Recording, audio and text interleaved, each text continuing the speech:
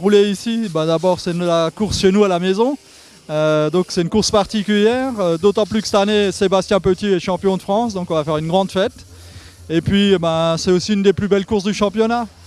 Donc c'est une course qui est technique, qui est rapide, donc il y a vraiment tout ce qu'il faut, qui est longue aussi, il y a tout ce qu'il faut pour passer un beau week-end.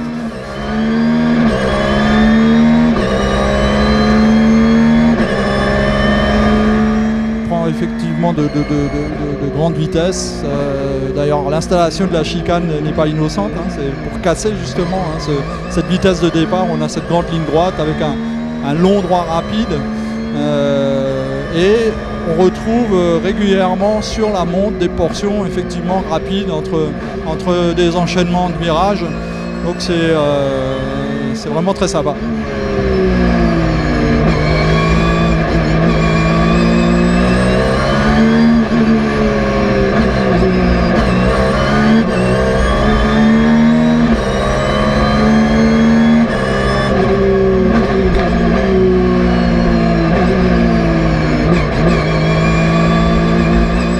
Effectivement, c'est une piste que l'on peut comparer à un circuit parce que bon, elle est large.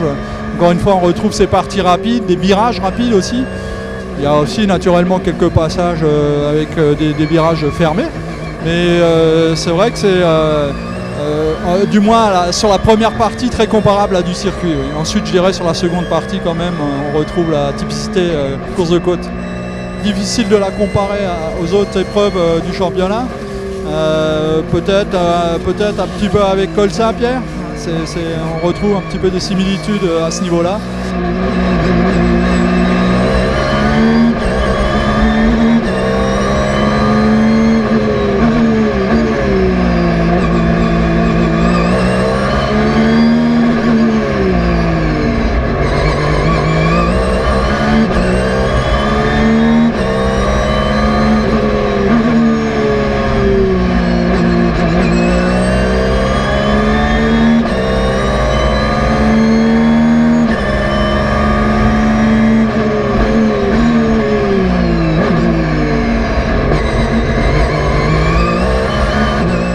Les endroits clés, c'est les enchaînements dans les S, les droites-gauches qu'il faut essayer de prendre très vite. Droite également qui nous amène à la dernière épingle avant l'arrivée. Il est très vite, donc on peut très vite perdre du temps dans ces endroits-là. Il y a de nombreux endroits comme ça, effectivement, techniques, où on peut perdre des millièmes, des centièmes, et à l'arrivée, ça fait la différence.